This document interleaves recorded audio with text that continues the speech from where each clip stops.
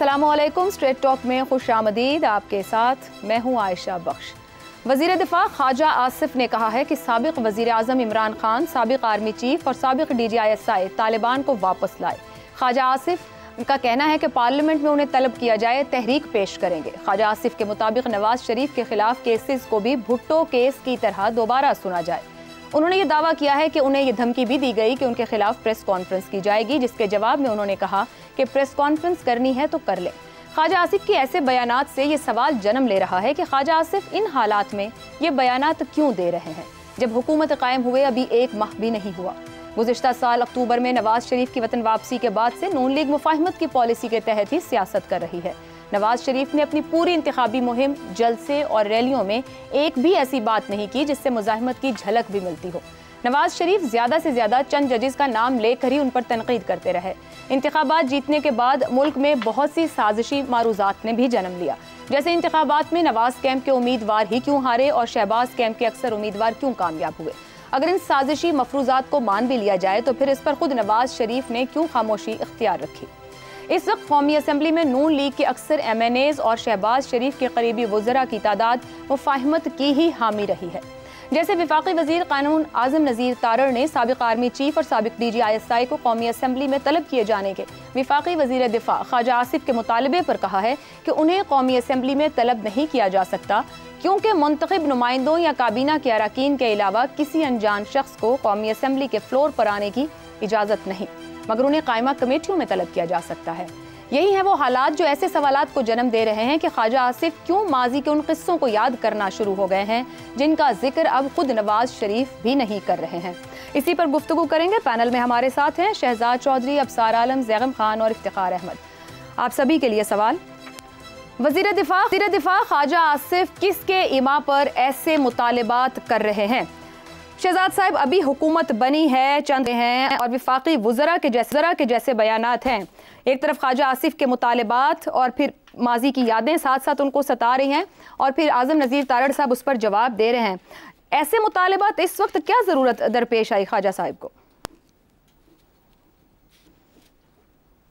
अच्छा, इसमें आपके सवाल में 2 अल्फाज पे आपने कोटेशन मार्क लगाए हुए हैं, एक ईमा और दूसरे मुतालिबात।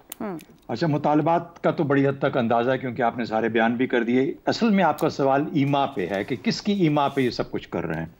कुछ हिस्सा आपने उसका अपने इब्तदाई में बताया कि शायद वो नवाज शरीफ साहब ग्रुपिंग जो है और ये वो उस किस्म का, लेकिन मैं इसको मुकम्मल तौर पर एक सियासी पैराए में रख के कोशिश करता हूँ कि इसका जवाब दिया जाए। देखिए, ख्वाजा आसिफ साहब का जितना एक ब्रिलियंट सियासी करियर रहा है ना, अब वो भी मतलब 75 साल के हो गए हैं, और जैसे कहते हैं 74-75 उधर पहुंचे हुए हैं वो भी।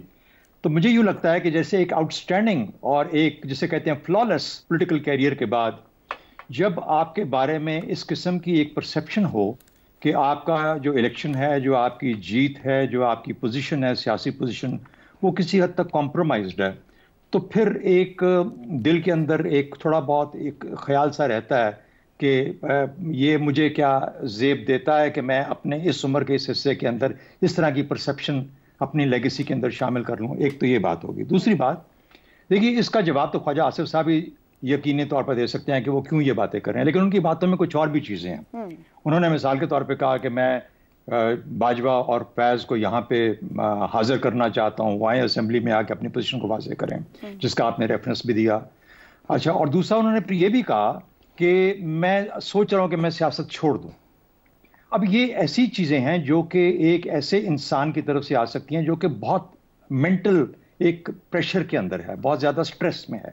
एक तो ये बात होगी। अब इसके बारे में आप रियाना इम्तियाज़ डार से जाके पूछेंगी अगर NA-71 में, तो वो शायद आपको कुछ और खबर देगी, कुछ और बताएगी कि असल में क्यों उनको आराम नहीं आ रहा। लेकिन उसको छोड़ दीजिए।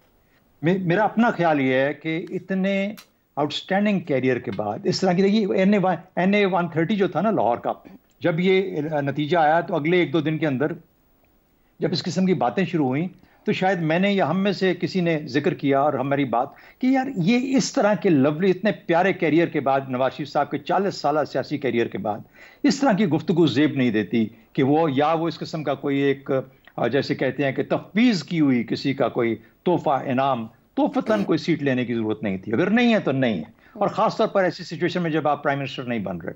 तो उसी किस्म की मुझे कुछ जुस्तजू और कैफियत लगती है जो कि ख्वाजा आसिफ साहब की तरफ है। आम तौर पे हम किसी पर्सनालिटी को तो डिस्कस नहीं करते, लेकिन मुझे ये मालूम है कि एक आउटस्टैंडिंग, एक बोल्ड, करेजस पॉलिटिकल कैरियर के बाद जिसका एहतमाम, जिसके ऊपर जनरल बाजवा ने खुद कह दिया 2018 में कि ख्वाजा आसिफ साहब का मुझे 2 बजे रात को फोन आया।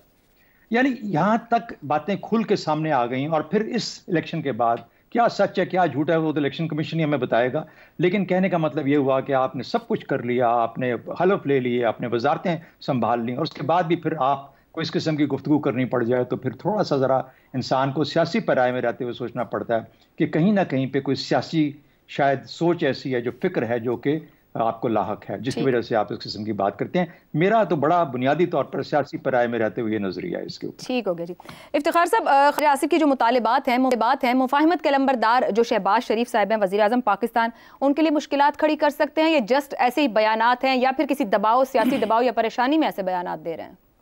जो बात मेरे मोहतरम दोस्त ने कही है, उनका असल में तजिया ये है कि जिन लोगों के बारे में ये गप है, जिन लोगों के बारे में ये कहा जाता है, जिन लोगों के बारे में ये साजिशी थ्योरियाँ मौजूद हैं कि उनको हारे हुए थे, उनको जितवाया गया है, उनका ज़मीर गालिबन उनको मजबूर कर रहा है कि कोई ख़ुदकश हमला करते या किसी ख़ुदकश हमले का शिकार हो जाए, ताकि उनके ज़मीर को भी इत्मीनान मिल जाए और तारीख़ी तौर पे तारीख़ की अच्छे उराक में उनका नाम भी आ जाए कि जो ख़ुदकश हमला उन्होंने किया था उसमें वो तो निशाना बने, लेकिन जो मकसद था उस ख़ुदकश हमले का वो दुरुस्त था।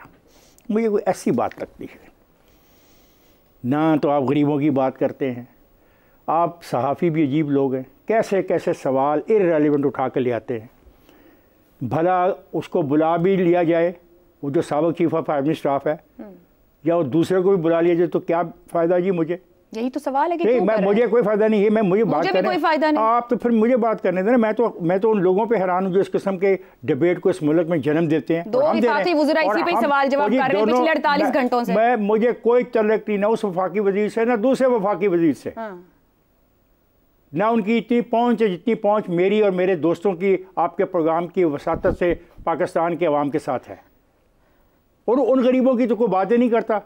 कि मीडिया का अजीब खेल है कि मीडिया रोज़ एक ऐसा खेल शुरू करता है जो शाम को ख़त्म हो जाता है, अगले दिन उसकी दुम को पकड़ के फिर खींचना शुरू कर देता है और उसके ऊपर चला जाता है। कोई फ़ायदा नहीं हो रहा। अगर वो बुला भी लिया जाए असेंबली के फ्लोर पे तो क्या हो जाएगा? क्या बिगाड़ लेंगे आप? और आप तो किसी SHO को सजा नहीं दे सकते। आप बात कर रहे हैं साबिक़ चीफ ऑफ आर्मी स्टाफ की और आप साबिक़ DG ISI की, ये क्या बातें हैं? और हम इसको पूछ रहे हैं क्या बातें हैं? ये गलत है। आपका पूछना भी गैर मुनासिब है। अच्छा, इस गुर्बत के दौर में वजीर का कहना मुनासिब है, मेरा पूछना गैर मुनासिब है। मैंने इतना बड़ी बात कह दी, अगर आपको नहीं समझ आई तो आप मुझे देखें। मैं एक सहाफ़ी हूँ, मैं एहतराम के दायरे में रहते हुए सियासतदानों को बुरा या अच्छा कहता हूँ। मैं उन लोगों में से नहीं हूँ कि जो सियासतदानों को के कपड़े उतारने के अंदर मसरूफ़ अमल हो जाए। मैं नहीं कर सकता। वो अच्छे हैं या बुरे हैं, वो कैसे हैं, वो उसके बारे में मैंने जिस तरीके से मुझे कहना था कि ये ख्वाहिश क्यों जन्म ले रही है वो मैंने अर्ज़ कर दिया। लेकिन मैं आप लोगों से भी तो पूछता हूँ ना कि क्या ये इशू है, कि ये आवाम का मसला है क्या? अगर उसको बुला भी लिया जाए तो कोई मसाइल तय हो जाएंगे, लोगों को रोज़गार मिल जाएगा, लोगों को रहने के लिए घर मिल जाएंगे, लोगों को अच्छी दवाई मिल जाएगी। अगर उसको बुला लोगे असेंबली के फ्लोर पर अपनी अनाज की तस्कीन करने के लिए, क्या हो जाएगा? तुम्हारी अगले इशू में हम आवाम के ही उसके ऊपर बात कर रहे हैं। जब वो इशू आएगा फिर मैं उसे उस अंदाज से निबड़ लूंगा। पहले मैं इसको निबड़ लूँ। ये जो रवैया हमारा है ये बिल्कुल गलत रवैया है। और ये क्या को सोचना चाहिए क्या बात करते हैं, आवाम के मसाइल पर बात करें। वफाकी वजीरों के लिए तो मैं अर्ज कर रहा हूँ ना जी, वही कह रही हूँ। मैं आपको नहीं कह रहा, आप पता नहीं इतना पर्सनल ले रहे हैं। मैं वफाकी वजीरों को कह रहा हूँ कि वफाकी वज़ीर साहिबान, आप अपनी अना की कोई तस्कीन करना चाहते हैं, भला आप तो SHO को तलब नहीं कर सकते। चले आप दोनों वजीर मिलकर SHO को तलब करके मुझे दिखे उसके किसी ऐसे जुर्म की बिना पे जो आपके ख्याल में जुर्म है। आप SHO नहीं तलब कर सकते। क्यों आप हमें उलझनों में डाल रहे हो? क्यों सिस्टम के साथ एक और मजाक शुरू करना चाहते हो? क्यों हम लोगों को बेवकूफ़ बना के अपने पीछे लगाना चाहते हो? क्यों हीरो बनना चाहते हो? इस तरीके से हीरो बनना है तो मेरे लिए लोकल बॉडी सिस्टम ला के मुझे दो, उसमें जो वादे किए उनको पूरा करो। आज जो उनको पूरा नहीं करता, तुम दोनों वजीर मिलके उसको कोशिश करो, उन लोगों को, उन अनासर को, उन कुव्वतों को असेंबली के फ्लोर के ऊपर बुलाओ और उनसे पूछो कि तुम ये काम क्यों नहीं कर रहे जिससे आवाम को फायदा पहुंचे। ये इन दोनों जनरलों को बुला के क्या कर लोगे? इसको कंक्लूड करते हैं। गैर जरूरी बयान है ना, बिल्कुल गैर जरूरी बयान है। ठीक हो गया। बिल्कुल मुझे दुख से कहना पड़ता है कि दोनों इतने, एक तो है जिनकी उम्र बता दी, उसमें असल में वो फिक्र होता है 17 गया, वो ऐसा होता है। तो उनमें से तो एक ऐसा है, sorry, I am very sorry for that, it is no way. गुजरी शाम का यहाँ रोना नहीं खत्म होता है। ज़ैगम साहब, ख्वाजा आसिफ के मुतालिबात हैं क्या नवाज शरीफ को वादे पूरे ना होने का शिकवा है? एक बयान गुज़िश्ता सितंबर में दिया था, आने से पहले अक्टूबर में आए तो और मामलात रहे, फिर वादे पूरे ना हुए, तो क्या ये वो शिकवा है या जो इफ्तिखार साहब कह रहे हैं कि ना वक्त है, ना ऐसे बयानात की ज़रूरत है, ना इनका कोई फ़ायदा है? नवाज शरीफ से जो वादे हैं वो अफसरों ने तो पूरे नहीं करने थे जो चले गए। और आप ये देखिए, जो लोग चले गए उनके बूटों के निशानों को पीटना तो कोई मज़ाहमत नहीं होती। इसका मज़ाहमत से क्या ताल्लुक़ है, मसलहत से क्या ताल्लुक़ है? वो लोग तो चले गए, अब उनके ख़िलाफ़ आप जितना छत पे चढ़ के बोल लें, ढोल पीटें, कुछ कहें, तो किसने आपको पूछना है? ये तो मसला ही नहीं है। देखिए, वो जो सवाल उठा रहे हैं वो सवाल अहम है, लेकिन बिल्कुल गलत तौर पर उठा रहे हैं। जब अफ़गान तालिबान ने काबुल फ़तह किया था, उस वक्त ख़ुद ख्वाजा आसिफ साहब की वो ट्वीट आपको याद है जो इन्होंने ठोकी थी? अब भी लोग तक उसको करते हैं, उसको फैलाते हैं, रिट्वीट करते हैं। ताकतें तुम्हारी हैं और खुदा हमारा है, अल्लाह अकबर। ताकतें किसकी? अमेरिका की। खुदा तालिबान का और हमारा साझा, ये ख्वाजा आसिफ साहब ने कहा था। देखिए, जश्न जो है ये सिर्फ रियासती अशराफिया नहीं मनाया था, ये पाकिस्तान की सियासी अशराफिया ने भी बनाया था। ख्वाजा आसिफ भी ढोल पीटने वालों में सबसे आगे थे। एक माहौल था, ये समझा गया कि फाइनली पाकिस्तान को काबुल में एक दोस्ताना हुकूमत मिल गई, अब हम टेररिज्म का मसला हल कर सकते हैं। सब लोग ये समझ रहे थे, एक उम्मीद थी, एक मौका था, क्योंकि एक ऐसी हुकूमत आई जिसको हमारी मोहताजी थी, जो हम समझते थे हमारी दोस्त साबित होगी, जो हम समझते थे हमारी मदद करेगी कि वो उन दहशत गर्दों को ख़त्म करे, उसको डीरेडिकलाइज करे, उनको वापस भेजे, इस मामले को ख़त्म कर दे। इस उम्मीद में कोई ख़राबी नहीं थी, मुज़ाकरात की कोशिश करने में भी कोई ख़राबी नहीं थी। सब दुनिया में होता है, एक अच्छी कोशिश है। मुज़ाकरात का फॉर्मेट बिल्कुल गलत था। ये बात करनी चाहिए थी कि आला तरीन लेवल पर दहशत गर्दों के साथ आप क्यों बैठ गए? आपने रियासत के साथ दहशत गर्दों को पैरिटी 8वीं बार क्यों दे दी? आपने क्यों अफ़गान तालिबान को फरीक नहीं बनाया? आपने उनको सस्ता छोड़ दिया। उन्होंने कहा जी आप जानो और टीटीपी जाने। ये गलती ज़रूर थी, मुज़ाकरात में गलती नहीं थी। देखिए, जो अगली बात है, जो ये ख्वाजा साहब कह रहे हैं कि कौन वापस लाया, देखिए एक लिहाज से ठीक भी है, ये सवाल गलत भी है। पूरी दुनिया में डी रेडिकलाइजेशन होती है। जो लोग रेडिकलाइज होकर चुके होते हैं, दहशतगर्द बन चुके होते हैं, माशरा उनको वापस एब्जॉर्ब करता है।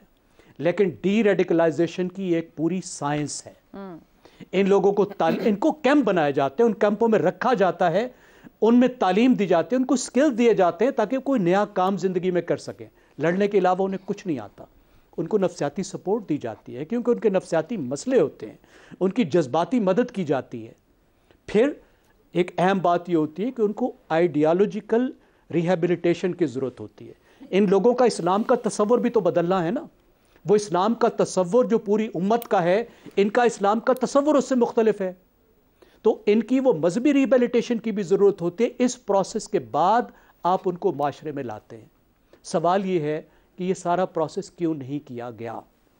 मेरा ख्याल ये है कि जो हमारा सिस्टम ऑफ गवर्नेंस है, जिसमें एक आदमी ऑल इन ऑल होता है, अक्ल कुल होता है। पेशावर में बैठा हुआ एक आदमी अक्ल कुल था। उसने इन तमाम चीज़ों पर कोई तवज्जो नहीं दी, एक्सपर्ट से बात नहीं की, उसने खुद ये फैसला कर दिया, अच्छी नीयत में किया। ये कैसे हो सकता है कि एक आला फौजी अफसर जो है वो उन लोगों को वापस लाए जो उसके जवानों को, उनके अफसरों को कत्ल करेगा? This is absurd. सबसे ज़्यादा वो लोग कुर्बानियाँ दे रहे हैं, नीयत की बात नहीं है। यहाँ पे सवाल ये है कि हमारी गवर्नेंस में इस मेहनत से, इस मुसीबत से निमटने का कितना एक अहलियत मौजूद है कि अगर डीरेडिकलाइज करेंगे तो क्या डीरेडिकलाइजेशन करने की हमें समझ है, फहम है? क्या ख्वाजा आसिफ को थी? जो इतना अरसा वजीर दिफा रहे? क्या PMLN में है? मुझे कोई एक डीरेगुलाइजेशन का एक्सपर्ट दिखा दें कि फलां आदमी है मुस्लिम लीग नवाज में जो इस मसले को समझता है, जो इस मसले में हल पेश कर सकता है, फौज के साथ बैठ के बात कर सकता है। जब आप में ये अहलियत ही नहीं है, पूरी सिक्योरिटी आपने आउटसोर्स कर दी है, तो फिर शिकायत कैसी? और एक और भी बहुत अहम बात होती है, देखें, एक तो आपने लड़ना है जो फौज लड़ रही है, दूसरा आपने डीरेडिकलाइज करना है, लेकिन सबसे अहम बात यह है कि आपने अपने नौजवानों को उस तरफ जाने से रोकना है। इसको कहते हैं प्रिवेंटिंग वायलेंट एक्सट्रीमिज्म। ज़ैगम साहब, ये सब ठीक हो गया, लेकिन ये इस बयान का इस वक्त मतलब, इसकी टाइमिंग, इसकी जरूरत, कुछ निकलेगा इसमें से क्यों? जिस तरीके से उन्होंने ताकतें तुम्हारी हैं और खुदा हमारा है का बयान ठोका था, वैसा ही एक बयान ठोका है। सियासी ख्वाजा साहब ऐसे बयान देने के आदी हैं, वो वजीर खारजा भी रहे हैं, लेकिन ऐसे गैर जिम्मेदारां बयान देने की, तोपें चलाने की, आटों पे चलने की हमारी लीडरशिप की आदत है, जिससे वो सब कुछ सत्यानाश करते हैं। आप ये चीज़ें इस पर बहस कीजिए, ले जाइए फ्लोर पे। उनको अकाउंटेबल बनाना चाहते तो वो आपकी मिनिस्ट्री के मुलाजिम थे, आप उधर क्यों लाना चाहते हैं? आप वजीर दिफा हैं, जो वजीर दिफा के साबिका मुलाजिम है उनको भी आज भी वजारत दिफा अकाउंटेबल बना सकती है। आप खोल लीजिए इंक्वायरी, छत पे खड़ के चिल्लाने की क्या जरूरत है? खोले इंक्वायरी। आप वजीर दिफा बन के दिखाए ना। आप जितने वजीर दिफा हैं वो आपको भी पता है, हमें भी पता है, फिर शिकवा किस चीज का है? बन के दिखा दें जरा वजीर दिफा हमें। ठीक है जी। अबसार साहब, आपके ख्याल में ये अभी जो हम पिछले 2 दिन में उनके बयानात सुन रहे हैं, इनका मकसद या इनकी टाइमिंग कोई अहमियत है, या जिस तरह कह रहे हैं ज़ैगम साहब के कोई अहमियत नहीं है, आप खुद वजीर दिफा हैं, आपको जो कुछ करना है इन हाउस देखें? बड़ी मुश्किल में डाल दिया आपने मुझे, इतना मुश्किल सवाल करके, जिसमें मैं मुसलसल पिछले 20 मिनट से सुन रहा हूँ। ख्वाजा आसिफ के ख़िलाफ़ सोटी उठाई हुई है आप सब लोगों ने और लगाए जा रहे हैं धड़ाधड़ धनाधन, और मैं सोच रहा हूँ कि माइक और कैमरे तुम्हारे हैं, खुदा हमारा है। मैं तो यही कह सकता हूँ, और क्या कहूँ। ख्वाजा आसिफ से किसी ने बात ही नहीं की, किसी ने पूछा ही नहीं उनसे। मेरा उनसे ज़्यादा ताल्लुक़ नहीं है, सिर्फ 31 साल का ताल्लुक़ है, दिन और रात का। ख्वाजा साहब बिल्कुल गैर जिम्मेदार नहीं है। ख्वाजा साहब ने बिल्कुल ऐसे ही किसी स्ट्रेस में बयान नहीं दिया। ख्वाजा साहब ने बिल्कुल बेवक्त बयान नहीं दिया। टोटली सारा कुछ ये हम बैठ के ड्राइंग रूम में सारा की बातें कर रहे हैं। ख्वाजा आसिफ जितना प्रेशर बर्दाश्त कर सकता है, जिस किस्म का वो सियासतदान है, ये ऐसे बहुत कम सियासतदान है पाकिस्तान में।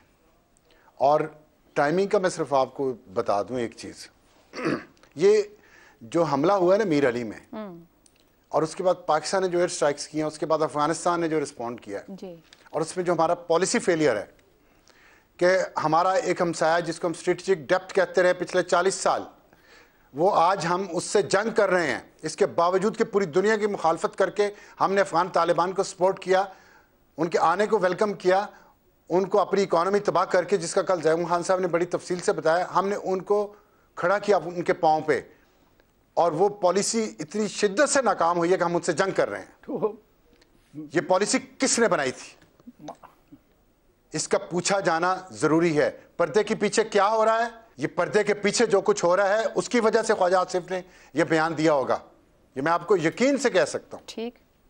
और जो इस पे तो हम बात कर रहे हैं, ख्वाजा आसिफ ने बयान दिया, ख्वाजा आसिफ ने बयान दिया। जाहिर है इतना बड़ा पॉलिसी फेलियर हो गया आपका कि 1500 साल से आपका हमसाया, आपका हम मजहब, आप उससे जंग करना शुरू हो गए हैं। तो उस पे उन्होंने बात की पॉलिसी फेलियर पे, तो हम सोटियां उठा के पीछे पड़े हुए हैं। ये नहीं पूछते उन्हें धमकी किसने दी है, क्यों दी है। अब सर साहब, अगर पॉलिसी फेलियर है तो काबीना में ले जाएं, पार्लियामान के फ्लोर पे लेके जाएं और बैठ के नई पॉलिसी बना लें, इसमें कोई प्रॉब्लम नहीं है। लेकिन मीडिया के ऊपर ऐसे बयानात का मतलब कि हम एक और चीज छोड़ दें, फिर आप जैसे लोग पूछते हैं इसमें बात क्यों कर रहे हो, कौम भी इसी पे बात कर रही है। अबसार में एक बात आपसे पूछूं, अबसार एक बात मैं पूछा, आपने कहा ना हम छोटियां नहीं कोई, हम मुझे किसी की कोई परवाह नहीं है, मुझे अपने मुल्क की सबसे ज्यादा परवाह है। पहली बात, मुझे जमहूरी अमल की सबसे ज्यादा परवाह है। मेरी बात सुन लो, मेरी तो ठीक है ना, मेरी बात सुन लो, किधर है वो, मैं बता रहा हूँ, मेरी बात तो सुन लो, बात सुन लो। ये हर वक्त ऐसा ना किया करो हर प्रोग्राम में।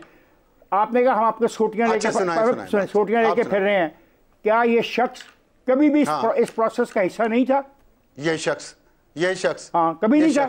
छोड़े इस पे मैं बात नहीं था। ख्वाजा आसिफ कभी नहीं, प्रोसेस सारा फोन पर मैंने फोन पर मैंने कर रहे हैं आप। ख्वाजा आसिफ सारे मामलात को नहीं जानता था, ये तालिबान वाले मामला में ख्वाजा आसिफ का कोई रोल नहीं था। जवाब तो सुन लेना, ऐसी बात ना करें ना यार।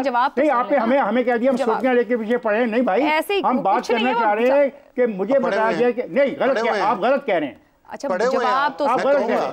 आप बात करने नहीं दे रहे। फिर आप स्टूडियो में बैठे हैं इसलिए आप समझ रहे हैं मैं जो मर्जी बोलूंगा, आगे बात नहीं कर रहे। मैं जो मर्जी नहीं बोल रहा, मैं पूछ रहा हूं कि सारी बात आप बता रहे हैं मुझे। मैंने खामोशी से सुनी है। अरसे में ये मुस्लिम लीग के अंदर पार्टिसिपेट नहीं कर रहा था, क्या मुस्लिम लीग इसमें कहीं भी शामिल नहीं थी? कितनी बार पूछ रहे आपने? ठीक है, चलिए अब शार साहब बात करें। आपने कितनी बार पूछ रही है बात? आपने पहले बताया कितनी बार ये बात पूछ रही है? शार साहब बात करें, इफ्तिखार साहब से बात नहीं करें, आप रिस्पॉन्ड करें। आप 10 बार पूछ रहे, पहले भी एक बार।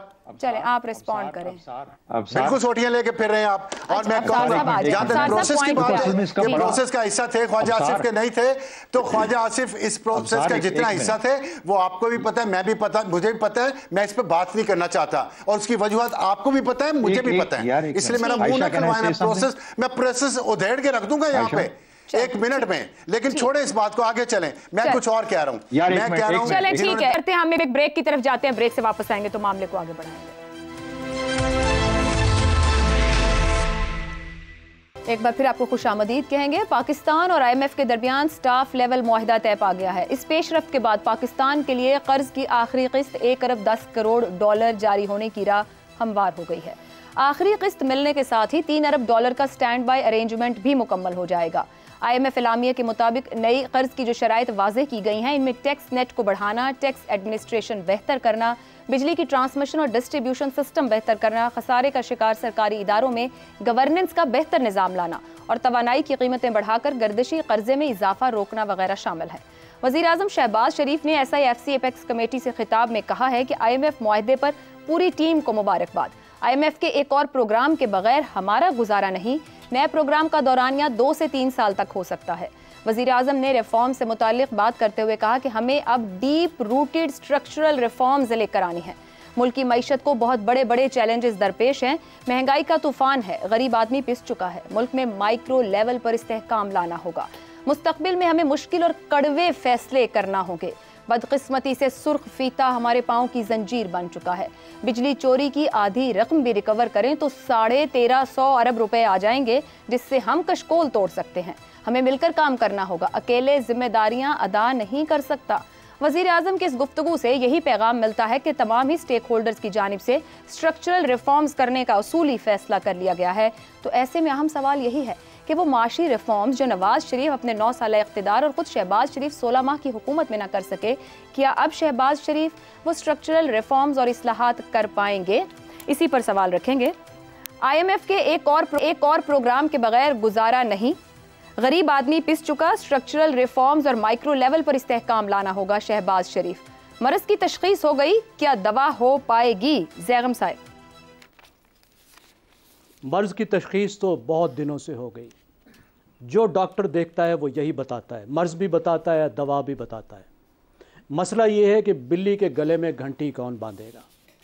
आज हम जहाँ तक पहुँचे हैं उसमें सिर्फ एक हुकूमत का कसूर नहीं है, सब पार्टियों, सब हुकूमतों, अनइलेक्टेड गवर्नमेंट्स, सब का कसूर है पिछले 20 साल की कम अज़ कम। और मुस्लिम लीग नवाज़ भी उतनी ही ज़िम्मेदार है जितने कोई और ज़िम्मेदार है। अब रिफॉर्म की नवीद तो सुना रहे हैं। अब रिफॉर्म से उनका मतलब क्या है?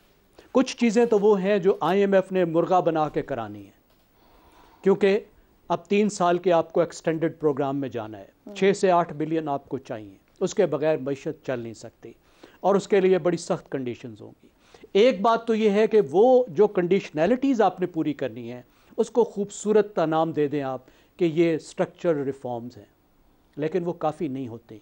आप मिस्र की एग्जांपल्स देख रही होंगी, खबरें पढ़ रही होंगी कि इतने हमारे जितने ही तकरीबन उन्होंने IMF के प्रोग्राम किए, अभी IMF के प्रोग्राम से निकले और एक बहुत खौफनाक क्राइसिस के अंदर है। हमें वो रिफॉर्म चाहिए जो हमारा अपना रिफॉर्म हो, जो कम्प्रीहेंसिव हो। लेकिन रुकावट कहाँ से आती है? रुकावट आती है हमारे एलीट के अपने इंटरेस्ट से। जब स्ट्रक्चरल रिफॉर्म आएगी तो हमारी तीनों किस्म की एलीट जिनकी हम बात करते रहते हैं, चाहे वो रियासती अशराफिया हो, चाहे सियासी अशराफिया हो, चाहे वो कारोबारी अशराफिया है, तमाम के मफादात पे ज़रब पड़ेगी, कम अज़ कम वक्ती तौर पे तो पड़ेगी। अगर सोचें तो at the end of the day सबका ही फ़ायदा होगा। जाहिर है ज़्यादा फ़ायदा तो एलीट का ही होगा ना, लेकिन फ़िलहाल उनके इंटरेस्ट पे ज़रब पड़ेगी। और ये उठाने को, आज तक इस नुकसान को उठाने को कोई भी तैयार नहीं हुआ। ब्यूरोक्रेसी के रिफॉर्म की बात आती है तो वो भाग जाते हैं, उनके मफादात की बात आती है, रियासती अशराफिया के मफादात की बात आती है, कोई तैयार नहीं होता। कारोबारी लोग जो इस मुल्क से फ़ायदा उठा रहे हैं अपने मफाद को कम करने को तैयार नहीं होते। आप एक एक चीज़ उठा के देख लीजिए, कैप्चर, आप पावर प्लांट को देख लीजिए, सस्ती गैस लेनी है और ऐसे प्लांट चलाने हैं जो चलने नहीं चाहिए, जो इतने डिसफंक्शनल हैं, कम फंक्शनल हैं, लेकिन वो फ़ायदा ले रहे हैं, चल रहे हैं। और हमारे जो सियासी अशराफिया है वो ख़ुद उस तरह के बिजनेस से वाबस्ता है, उस तरह के मफादात से वाबस्ता है। ज़ैगम साहब, SFC का इजलास हो रहा है, तमाम ही स्टेक होल्डर्स ऑन बोर्ड हैं और आगे का वो एक मंजरनामा देख रहे हैं। वज़ीर आज़म ने आज कह दिया विफाक अकेले कुछ नहीं कर सकता। अभी भी आपको लगता है कि मुश्किल होगा इन सब के लिए, इन हालात में जब सब नजर आ रहा है और इकट्ठे बिठा के इसको डिस्कस कर रहे हैं?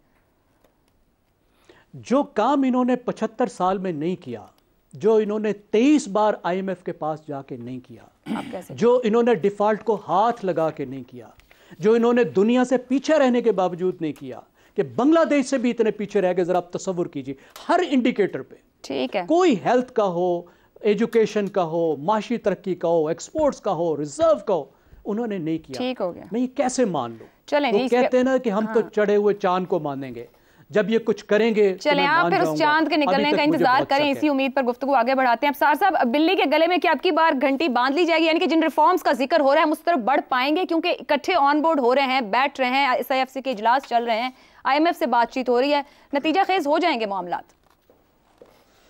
ये रिफॉर्म्स हैं, ये कंडीशंस, जिसको चाहे वो तारीकी जो मेरे नामा अमाल में थी उसकी जुल्फ में पहुंची तो स्याही कहलाई। वाह, जो चाहे उसका हुस्न करिश्मा साज कर दे।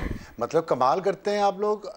जब इसहाक डार था तो कंडीशन आ गई थी बड़ी सख्त किस्म की, अब ये रिफॉर्म्स किसका नाम आ गया है, तो कर लें, अब रिफॉर्म्स कर लें। मैं तो जेफरी सैक्स की बुक पढ़ें आप, आपको पता चलेगा। मैं तो इस IMF को समझता हूँ ये दुश्मन है थर्ड वर्ल्ड की, और ये फर्स्ट वर्ल्ड का टूल है, मैं इस पर बिलीव करता हूँ। और ये किसी भी मुल्क की इकॉनमी को बेहतर करने के लिए नहीं, तबाह करने के लिए ये अपने प्रोग्राम से देती है, और हमारा माजी इसका गवाह है। मसला ये है कि हम कशकोल से निकल नहीं पाते, हमारे अंदर एहसास कमतरी इतना है, वाइट मैन बर्डन इतना है कि गोरा जो भी कहेगा हमने वो मानना है, हमें वो जहर नहीं लगता, तरियाक लगता है। ये प्रॉब्लम है हमारा। और अगर हमारा देसी बंदा वही बात कहे तो हम कहेंगे इसे क्या पता, ये गोरा तो नहीं है। ये हमारा असल प्रॉब्लम ये है, एहसास कमतरी जो अंग्रेज छोड़ गया अपने कुछ बाकियात के साथ साथ, जो हमारे सिस्टम का हिस्सा हैं वो बाकियात और उनके डिपार्टमेंट्स। इसलिए ये मसले हैं। ये IMF के साथ वो कंडीशन माननी चाहिए जो हम उठा सके, जिनका बोझ, जिनको हम आगे लेके जा सकें। मैं आपसे बार बार सवाल करता हूं, आप मुझे बताएं, डिवैल्यूएशन रुपये की करके आपने एक्सपोर्ट्स कितनी बढ़ाई इस मुल्क में? अभी तो ना बढ़ी। झूठ है ये सारा। सही कह रहे हैं। डिवैल्यूएशन से एक्सपोर्ट्स बढ़ेंगी। एक्सपोर्ट्स बढ़ने के लिए डिवैल्यूएशन नहीं चाहिए। ये वो रूलिंग इलीट है जो पैसा खाती है डिवैल्यूएशन करवा के, और उसमें कौन कौन शामिल है मैं नाम नहीं ले सकता। आपका माइक और आपका कैमरा पिघल जाएगा, जिन्होंने डॉलराइजेशन से पैसा बनाया है ठीक, मुसलसल पिछले 5 साल में, 4 साल में, 3 साल में। छोड़े इस बात को। अच्छा, अफसार साहब, वजीर आजम ये कह रहे हैं कि IMF अभी एक बार जरूरी है, अभी एक बार जरूरी है, फिर वो शायद इसमें से निकल आए और कह रहे हैं 1350 अरब रुपए अगर हम चोरी से बचा लें तो हम हमेशा के लिए कशकोल तोड़ सकते हैं। आप समझ रहे हैं कि हम उस सिमत में जा पाएंगे? देखें, ये बात ठीक है कि एक दफ़ा के लिए ज़रूरी है। आपने इंटरनेशनल जो रेटिंग एजेंसी है और इंटरनेशनल सेंटिमेंट जो है, बिजनेस सेंटिमेंट, इन्वेस्टमेंट सेंटिमेंट, उसको आपने मैसेज देना है कि हमारी इकॉनमी बेहतरी की तरफ चल पड़ी है, we are serious about reforms and all that. ठीक है, एक दफ़ा। ये एक दफ़ा सुनते सुनते मैं बाल सफ़ेद हो गए। जब जर्नलिज्म शुरू की थी तब ये सुनते थे कि एक दफ़ा अगर हम पूरा कर लेना तो फिर हम निकल जाएंगे। मसला ये नहीं है, मसला हमारी नीयतों में है। जब वो एक दफ़ा पूरी हो जाती है, 2016 में पूरी हुई थी, 2017 में क्या हुआ जी, बस वक्त का इंतजार होता है कि IMF का एक प्रोग्राम पूरा हो, थोड़ी स्टेबिलिटी आए, गले में थोड़े पैसे आए, फिर रालें टपकना शुरू हो जाती हैं। तो ऐसे नहीं मुल्क चलेगा। हाँ, कुछ घराने चलेंगे, कुछ लोग चलेंगे। Valid point. नीयतें ठीक करेंगे ही तो एक प्रोग्राम भी काफ़ी है। नीयतें ठीक नहीं होंगी तो 75 साल हो गए प्रोग्राम करते करते, पूरी दुनिया ने एक एक प्रोग्राम लेके कहा हम एक प्रोग्राम और प्रोजेक्ट बन गए सब। बांग्लादेश निकल गया जी। हमारे यहाँ ये खाओ पियो अमेरिका कहे, आप मुझे बताएं, अमेरिकी एम्बेसडर की से मीटिंग हुई है वज़ीर ख़जाना की अभी ये इसकी अप्रूवल से पहले जी। अमेरिकी वज़ीर ख़ारजा सॉरी अमेरिकी एम्बेसडर ने क्या क्या मांगा होगा पाकिस्तान से? उन्होंने वोट ही देना ना IMF के उसमें अप्रूवल में, तो क्या इन रिटर्न मांग रहे होंगे जो वो उनको यकीन दहानियाँ करवाई गई हैं हर जगह पे? वाई वो क्या था? सीधी सी बात है, अमेरिका के आप गुलाम बने हुए हैं। आप अपनी इंडिपेंडेंट खारजा पॉलिसी ना बनाना चाहते हैं क्योंकि आपके अपने मफादात हैं वहाँ अमेरिका में, ठीक है, जिन्होंने पॉलिसियां बनानी होती हैं। मेरे से और ना ही सुने तो बेहतर। चलें ब्रेक ले लेते हैं, काफी हो गया। एक ब्रेक के बाद शहजाद साहब और इफ्तिखार साहब का ओपिनियन सामने रखेंगे।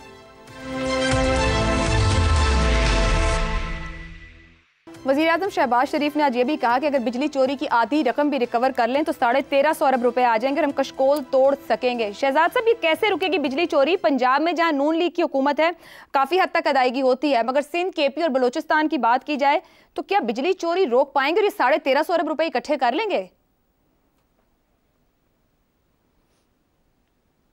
किससे कह रहे हैं ये कि बिजली चोरी अगर आधी हो जाए तो फिर ये ठीक हो जाएगा? अपने आप को कुछ दर्द तकलीफ कम हो जाती है। शहबाज शरीफ साहब ने किसको बोला, मुझे या आपको? सर SIFC में बात की है उन्होंने। साहब को। अच्छा, कहने का मतलब ये जिनके पास जो खुद ही तो करने वाले, हमें यही तो मसला है। आपने कहा मर्ज की तशखीस हो गई है। मर्ज की तशखीस नहीं हुई। असल में मर्ज जो है वो मुनाफकत है जी। ये मुनाफकत है इसलिए कि ये पहली दफा हुकूमत में आए हैं। ये पहली दफा हुकूमत में, ये पहली दफा इनको पता लगा इन चीजों का। ये 5वीं दफा है इनकी हुकूमत की, और जो सारे वहां बैठे हैं वो सब अपनी अपनी बारियां निभा चुके हैं, पता नहीं कितनी कितनी दफा। ये पहली दफा जांचने वाले लोग हैं, ये मुनाफिक लोग हैं। इनके कॉल और फेल में तजाद है। ये बोलते कुछ हैं, जितना बड़ा भोंपू उतनी बड़ी आवाज, अमल सिफर। ये बदकिस्मती है हमारी। ख्वाजा आसिफ साहब को क्या चाहिए? CGS और DGMO को अपने दफ्तर में बुला लें, उसे पूछें यार बताओ मुझे 3 साल में तुम लोगों ने क्या किया और अब क्या करने जा रहे हो। इसका पूरे पाकिस्तान में बैठ के तशहीर करना और फिर इस तरह की एक ऐसी क्रिएट कर देना सिचुएशन, एक और चाय की प्याली में तूफान खड़ा कर देना। और भाई 2 बंदे बुलाओ, उनसे पूछो यू आर दी वजीर दिफा। ये प्रॉब्लम है इस मुल्क का। ये बातें करने वाले लोग हैं। ये देखें, ये हमें अफसार साहब का अपना गुस्सा अपनी जगह पे बचा है।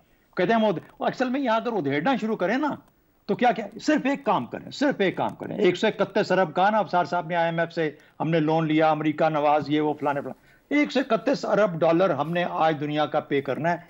47 से लेके आज तक ये देख लो कि हमने कितना लिया कितना दिया, और जो लिया उसको इस्तेमाल कहां पे किया और वो पैसा किधर गया, वो डॉलर कहां गए, इसको देखने की जरूरत है। जो कि आज तक हमारे यहाँ होते हैं कॉस्ट बेनिफिट, एक ऑडिट की रिक्वायरमेंट है।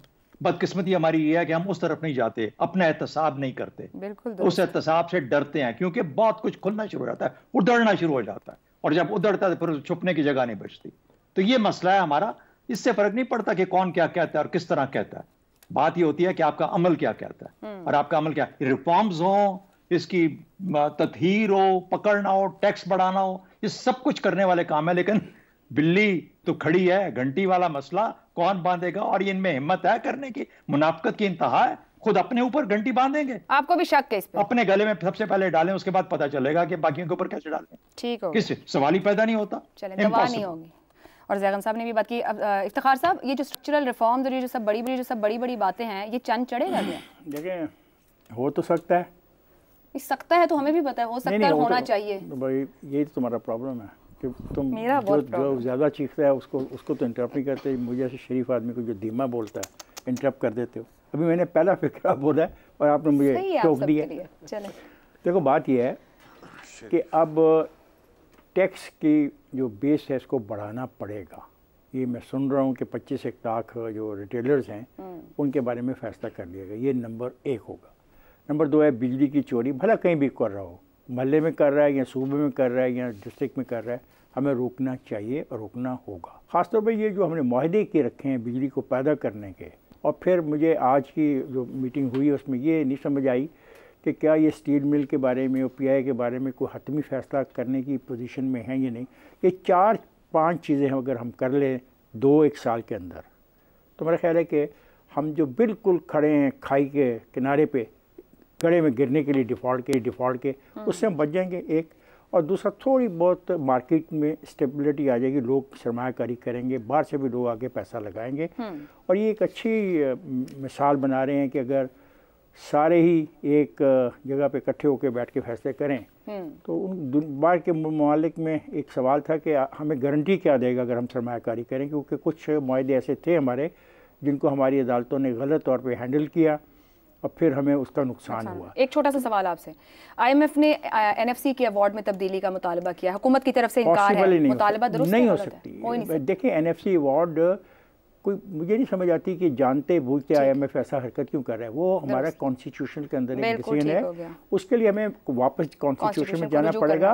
और फिर पता नहीं कि इस किस्म की जो हुकूमत है यहाँ पे सिंध के दोस्तों के अपने मफादात हैं, पंजाब के अपने हैं, KP के अपने हैं, बलूचिस्तान के अपने हैं, उनके नुमाइंदे जो बैठे हैं कौमी असेंबली में, वो कैसे करेंगे? तो उनको नहीं, उनको पता है, IMF को पता है कि ये जो मुतालबा है ये काबिल है। उस मुतालबे में सिर्फ एक बात है कि सूबे 18वीं तरमीम के बाद इतना पैसा ले रहे हैं कि वो अपने सूबे में जो उन्होंने टैक्सेशन करनी है वो नेट टैक्स नहीं कर रहे। ये असल में उनकी बात ये है। लेकिन अगर जिस तरह आप मुझे तासर दे रहे हो कि रिटेलर पे अगर लगाओगे, अगर तुम ज़राअत के ऊपर लगाओगे तो साफ ज़ाहिर है कि सूबे वो पैसा जमा करेंगे और इस सवाल का भी जवाब मिल जाएगा। ठीक है जी, ज़ैगम साहब कुछ कहना चाह रहे हैं।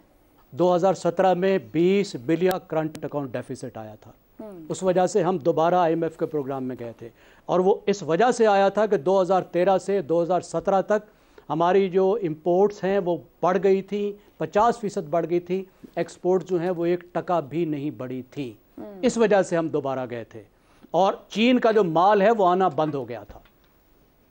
ठीक है जी, ठीक है, बहुत शुक्रिया। पैनल का पॉइंट ऑफ व्यू आपके सामने रहा। आज के प्रोग्राम से इतना ही, इजाज़त दीजिए, अल्लाह हाफ़िज़।